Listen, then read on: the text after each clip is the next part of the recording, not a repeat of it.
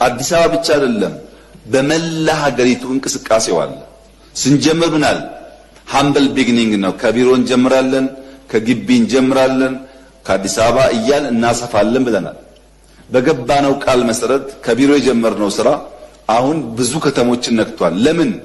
በየከተማው በእቅድ በፕላን የሚመራ የሚሰራ የሚኖርበት ከባቢ ካልፈጠርን በቀር ወደ አንድ ከተማ ሁሉም ሰው ከመጣ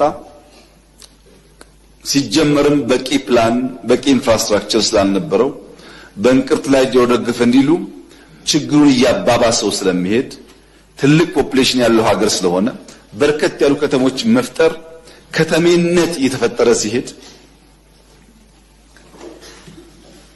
በከተማ ውስጥ ጤናማ ህይወት መኖር የሚችሉ ካባቢያቸውን የሚወዱ በሰላም ወጥተው የሚገቡ በቂ ሰርቪስ የሚያገኙ ዜጎች ይበራከታሉ ማለት ነው።